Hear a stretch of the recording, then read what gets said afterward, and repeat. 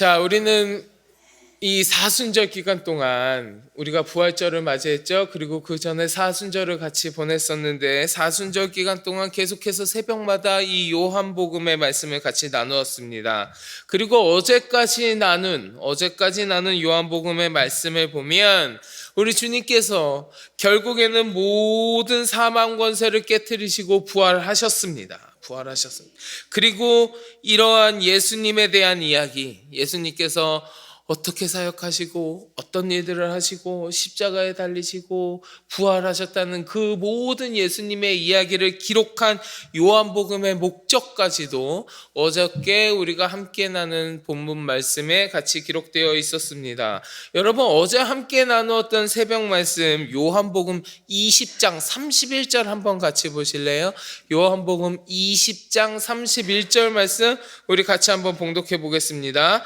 오직 이것을 기록함은 너희로 예수께서 하나님의 아들 그리스도이심을 믿게 하려 함이요 또 너희로 믿고 그 이름을 힘입어 생명을 얻게 하려 함이니라. 아멘.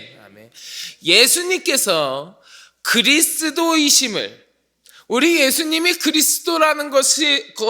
그리스도이심을 믿게 하려고, 그리고 그 예수님의 이름을 힘입어서 생명을 얻게 하려고 예수님에 대하여 예수님이 누구신지 어떤 일을 하셨는지 그리고 십자가와 부활까지 기록했다는 거예요. 그게 요한복음의 목적이라는 겁니다. 그렇게 하기 위해서 기록했다는 거예요. 그러면 그 이야기를 접했으면, 그 예수님에 대한 이야기를 다 접했으면 그 다음에 그 기록한 목적대로 우리에게 그려지는 모습은 뭐냐면, 아, 그렇구나, 우리 예수님이 그런 분이시구나, 우리 예수님이 부활하심으로 사망의 권세도 깨트리셨고 우리는 그 이름을 힘입어서 예수님 주시는 영생을 얻었구나, 내가 이제는 그 예수님을 전하면서 나도 그 예수님과 동행하면서 승리하는 삶을 살아야겠구나, 이제부터 주님께서 주시는 그 사명을 오롯이 감당하는 주의 백성으로 살아야겠구나, 뭐 이런 삶의 모습들, 그런 삶의 모습들이 나타나는 것이 순서가 아닐까 싶었습니다.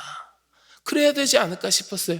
예수님이 어떤 분이신지 부활까지 이야기를 쭉 들었으면 그 다음에 그 예수님에 대해서 알았으니까 예수님과 함께하는 그 사명을 감당하는 모습, 그러한 삶을 살아가는 모습이 딱 보여져야 되는 줄 알았는데 오늘 본문에 등장하는 제자들의 모습을 보니까 또 조금 다른 것 같아요. 오늘 본문 2절부터 3절 여러분 한번 보실래요? 오늘 본문 2절부터 3절 같이 봉독하겠습니다. 시몬 베드로와 디두모라 하는 도마와 갈릴리 가나 사람 나다나엘과 세베대의 아들들과 또 다른 제자 둘이 함께 있더니 시몬 베드로가 나는 물고기 잡으러 가노라 하니 그들이 우리도 함께 가겠다 하고 나가서 배에 올랐으나 그날 밤에 아무것도 잡지 못하였더니. 아멘. 자, 오늘 본문 말씀, 특별히 2절 말씀에 보면 시몬 베드로를 비롯한 7명의 제자들이 등장합니다. 7명의 제자들이 같이 있는데 그들이 베드로와 함께 물고기를 잡으러 갔다, 이렇게 이야기했습니다. 같이 물고기를 잡으러 갔다.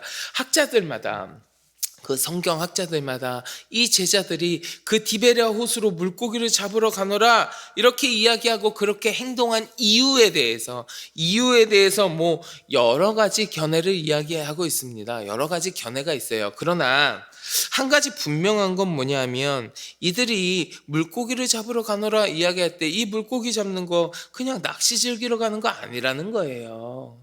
2절 말씀에서 나는 물고기 잡으러 가노라 하는 이 말씀을요, 원문으로 좀 분석해보면 뭐 여러 가지 분석 어쩌고 저쩌고 분석해봐요. 그러면 이 말이 그냥 앞으로 물고기 잡으러 가겠다 이런 말이 아니라 지금 계속적이고 반복적이고 규칙적인 습관으로 하고 있는 의미다라는 것을 원문을 자세히 살펴보면 나오거든요. 무슨 의미냐 하면 이들이 지금 다시금 고기잡이를 하면서 생계를 유지했다는 것을 이야기하는 거예요. 즉 예수님을 만나기 전에 베드로의 본업이었던 어부, 먹고 살기 위하여 물고기 잡는 어업에 종사하는 것, 그 시절의 모습으로 이들이 다시 돌아갔다라는 것을 이야기하는 겁니다. 이들이 다시 물고기 잡는 그 어부의 모습, 예수님 만나기 전에 그 본업으로 지금 돌아갔다라는 이야기를 하는 겁니다. 예수님께서 죽으신 후에요, 물론 부활하시긴 하셨지만 예수님께서 죽으신 후에 제자들은요, 유대인들로부터 위협을 받습니다. 그래서 두려움과 무서움을 느끼고 있었어요. 베드로도 예수님께서 잡히셨을 때, 예수님 돌아가시기 전에 예수님께서 잡히셨을 때만 해도 주님을 따르는 자로 알려지게 되면 그가 받을 불이익과 여러 가지 두려움들, 무서움과 두려움이 있어서 어떻게 했습니까? 예수님 부인했잖아요.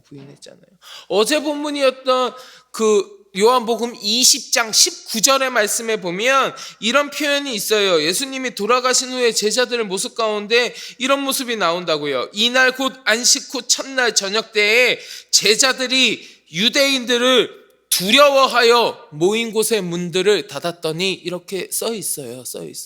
그러니까 이 제자들은요, 지금 예수님이 돌아가신 후에 그 유대인들에 대한 두려움을 느끼고 있다고요. 자기들이 예수님을 따랐다는 이유만으로도 위협을 받고 있었다고요. 오늘 본문에 나오는 제자들, 오늘 본문에 나오기 전에 부활하신 예수님을 2번이나 만났습니다. 부활하신 예수님을 2번이나 겪었다고요. 그러나 그들의 삶은 부활하신 주님을 2번이나 만났지만 여전히 불안했고요, 여전히 힘들었을 겁니다.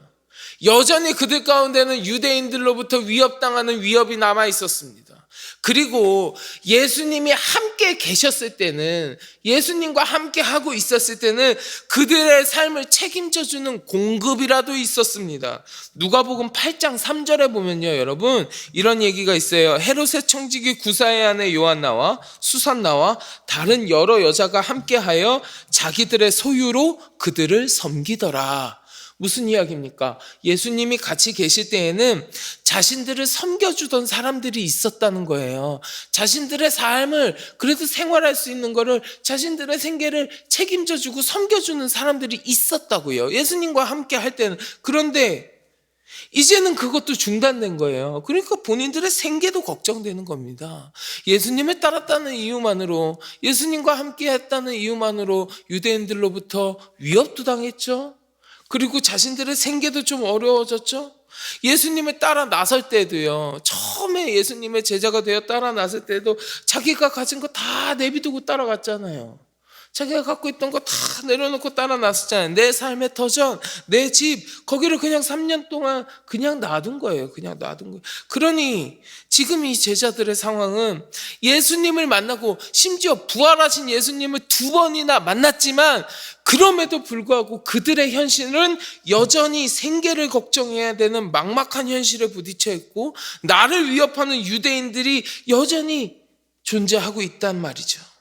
부활하신 주님을 만나기는 하였지만 그 예수님과 3년간 같이 하면서 예수님을 잘 알게 되었고 부활하신 주님을 만났지만, 그래도 당장 내 눈앞에 처한 현실에 주님을 만났던 그 감격과 그 기쁨을 다 잃어버리고 오히려 자신들이 부딪힌 그 현실 앞에서 낙심해버리는 겁니다. 낙심해버리고 다시 돌아갈 수밖에 없었던 거예요. 자신들의 본업 가운데 그냥 물고기 잡는 일로 돌아갈 수밖에 없었던 겁니다. 벌써 부활하신 예수님 2번이나 만났어요. 부활의 주님을 2번이나 만났다니까요. 그럼에도 불구하고 자신들이 무엇을 해야 하는지, 어떻게 해야 할지를 모르고 현실의 두려움과 어려움 앞에서 다시금 원래의 삶의 자리로 돌아간 모습을 우리가 오늘 본문을 통해서 확인할 수 있는 겁니다. 여러분, 오늘날에 많은 그리스도인들이 이러한 모습들을 보면서, 이 제자들의 모습을 보면서 비난하기도 합니다. 아니, 어떻게 부활하신 예수님을 2번이나 만났으면서, 사망 권세를 깨뜨리신 우리 주님을 2번이나 만났으면서 뭘 해야 할지, 어떻게 해야 할지도 모르고 예전의 모습으로 돌아갈 수가 있는가? 부활하신 예수님을 2번이나 만났으면서도 그 예수님을 전하기에도 바쁠 것 같은 그 사명을 감당하는 것이 아니라 어찌도 이렇게 믿음을 잃어버린 것 같은 모습을 할 수 있는가? 어떻게 이렇게 실족하고 실패한 것 같은 모습을 할 수 있는가? 비난하는 사람도 있을 수 있습니다. 심지어 오늘 본문의 제자들은요, 그들의 삶의 자리로 돌아간 후에 그 자리에서도 계속되는 삶의 어려움과 실패를 계속 겪고 있어요. 계속 실패를 맛보고 있습니다. 여러분, 오늘 본문 4절과 5절 보실래요? 4절과 5절 말씀 같이 봉독합니다. 날이 새어갈 때에 예수께서 바닷가에 서셨으나 제자들이 예수이신 줄 알지 못하는지라. 예수께서 이르시되 얘들아 너희에게 고기가 있느냐? 대답하되 없나이다. 이 제자들의 모습을 한번 보세요. 자신들의 곁에 예수님이 서 계셨습니다. 예수님이 그 곁에 서 계세요. 그런데 예수님인 줄도 알지 못해요. 예수님이 서 계신데 예수님인 줄도 깨닫지 못한다고요. 자신들이 돌아간 그 본래의 삶의 자리, 그 어부의 자리에서도 물고기를 잡지 못한 너희에게 고기가 있느냐? 대답하되 없나이다, 없나이다. 고기 잡는 것도 실패하고 있는 그 본문에 나오는 제자들의 모습이란 말이에요. 그들의 삶의 모습이 지금 이런 모습이란 말이에요.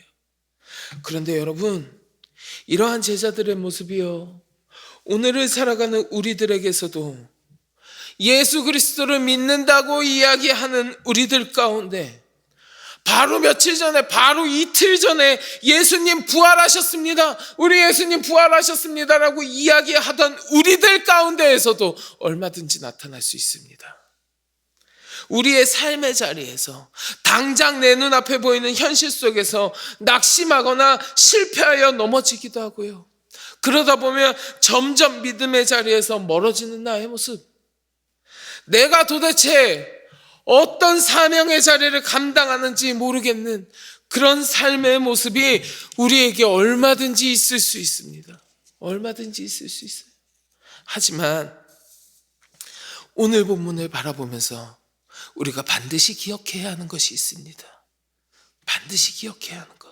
여러분, 본문 4절 다시 한번 봉독해 볼까요? 4절입니다. 날이 새어갈 때에 예수께서 바닷가에 서셨으나 제자들이 예수이신 줄 알지 못하는지라. 아멘. 나는 예수님이 내 곁에 계신 것을 깨닫지도 못할 정도로 무지해지고 믿음에서 멀어지는 모습을 나타낼 수 있지만, 그러나 한 가지 기억해야 할 것, 한 가지 분명한 것은 무엇이냐? 그럼에도 불구하고 우리 주님은 내 곁에 계시다는 거예요. 우리 예수님은 그 곁에 서 계셨습니다. 내가 깨닫지 못할지라도 주님은 내 곁에 계십니다. 그리고 내 곁에서 실패했던 나를 위하여, 실패에 쌓여있는 나를 위하여 우리 주님은 역사하신다는 겁니다. 오늘 본문 6절이요, 한번 같이 봉독하겠습니다. 이르시되 그물을 배 오른편에 던지라. 그리하면 잡으리라 하시니 이에 던졌더니 물고기가 많아 그물을 들 수 없더라. 아멘. 너희에게 고기가 있느냐? 대답하되 없나이다. 내가 고기를 잡지 못하는 실패 가운데 있었지만, 내가 주님이신 줄도 깨닫지 못하고 있었지만, 내 곁에 계시던 주님이 그물을 던지라 하시고 그물을 던졌더니 가득히 잡는 하나님의 역사를 나에게 베풀어 주신다는 거예요. 우리 주님은 여전히 내 곁에 계시고요, 우리 주님은 여전히 나를 위하여 역사하십니다. 그리고 우리 주님은 내 곁에서 나를 위하여 역사하시며 내가 다시금 주님을 깨닫고 주님께 나아갈 수 있도록 도와주십니다. 오늘 본문 7절이요, 우리 같이 봉독하겠습니다. 예수께서 사랑하시는 그 제자가 베드로에게 이르되 주님이시라 하니 시몬 베드로가 벗고 있다가 주님이라 하는 말을 듣고 겉옷을 두른 후에 바다로 뛰어내리더라. 아멘. 하나님 역사하시는 그 상황 가운데에서 결국에는 다시는 내가 주님을 깨닫게 하시는 거예요. 주님이라 하니, 주님이라 하니, 주님이시다, 주님이시다 깨닫게 하는 거예요. 다시 알게 해주시는 겁니다. 그리고 겉옷을 두르고 바다에 뛰어들어가 주님께로 나아가는 것처럼 내가 다시 주님 앞으로 나아갈 수 있도록 주께서는 우리를 도우십니다. 우리가 하나님을 만나고 주님의 사랑을 경험했지만, 심지어 부활의 주님을 경험했음에도 불구하고 여러 가지 현실의 어려움 속에서 내 눈앞에 닥쳐오는 고난들 앞에서 주님을 경험하였던 그 믿음과 그 사랑을 잃어버리기도 한다는 겁니다. 하지만 우리 주님은 그 순간에도 내 곁에 계시며 내가 다시 믿음과 담대함을 회복할 수 있도록 도와주시는 분입니다.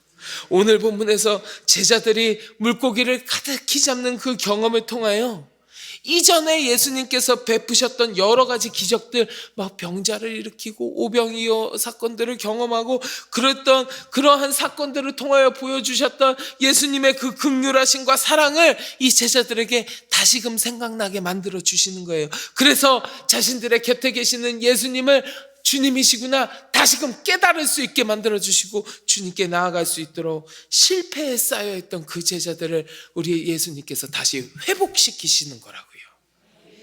주님의 사랑은, 우리 주님의 역사함은 실족한 자가 다시금 일어나는 힘이 됩니다. 우리 주님은 실패하고 낙담해서 쓰러져 있는 자들을 찾아오셔서 너 도대체 왜 그러느냐 하고 책망하지 않으시고 그들이 다시 온전한 자로 회복될 수 있도록 옆에서 도와주시는 분이에요. 사랑하는 성도 여러분, 우리 주님의 이 회복의 은혜가 오늘 이 시간 우리들에게도 가득하기를 주의 이름으로 간절히 축원합니다. 혹시 내가 주님을 만났음에도 불구하고, 내가 주님을 경험하였음에도 불구하고 세상의 온갖 어려움과 고난들 앞에서 내가 낙담하면서 주님을 만났을 때의 믿음을 잃어버리지 않았습니까? 만약에 그렇다 할지라도 여러분 좌절하지 마십시오. 우리 주님은 여전히 우리 곁에 계시고 그런 날을 다시금 회복시키시려고 지금도 역사하고 계십니다. 하나님은 지금 이 순간도 나를 일으켜 세우시기 위하여 역사하시는 분입니다. 바라기는 이 자리에 함께 하신 우리 성도 여러분들의 삶이 이 시간에도 나를 위하여 역사하시는 우리 예수님과 함께 다시 온전히 회복되어지고 사망 권세 깨트리고 부활하신 그리스도의 이름을 힘입어서 영원한 생명을 누리는 거룩한 백성의 삶이 되시기를 주의 이름으로 간절히 축원합니다. 자, 이 시간 마지막으로요, 제가 찬양의 가사를 한 구절 불러드리고 말씀을 맺을까 합니다. 여러분 잘 아시는 찬양이죠. 왜 나만 겪는 고난이냐고 라는 찬양이 있어요. 그 찬양의 가사를 보면 이렇습니다. 왜 나만 겪는 고난이냐고 불평하지 마세요. 고난의 뒤편에 있는 주님이 주실 축복 미리 보면서 감사하세요. 너무 견디기 힘든 지금 이 순간에도 주님이 일하고 계시잖아요. 남들은 지쳐 앉아 있을지라도 당신만은 일어서세요. 힘을 내세요. 힘을 내세요. 주님이 손잡고 계시잖아요. 주님이 나와 함께함을 믿는다면 어떤 역경도 이길 수 있잖아요. 아멘. 우리 같이 기도하겠습니다. 하나님, 내 삶에 처해 있는 현실과 어려움들 가운데 주님을 만난 그 믿음을 내가 잃어버리고 있었지는 않았는지요. 내가 그렇게 실패에 쌓여 있을 때에도 주님께서는 여전히 내 곁에 계시고 나를 다시금 회복시키시기 위하여 역사하고 계시는 주님이심을 우리가 다시금 나누었습니다. 내가 그 주님을 바라보며 하나님과 함께하며 그 주님의 도우심으로 다시금 회복되어지게 하여 주시고 아버지 하나님을 깨닫고 주님께로 다시금 나아갈 수 있는 거룩한 주의 백성이 될 수 있도록 주여 나를 붙들어 주시옵소서. 우리 이 시간 함께 기도하시고 마음속에 간절한 기도의 제목을 놓고 같이 기도하겠습니다. 우리 주여 많이 부르시고 함께 기도합니다. 주여, 주여.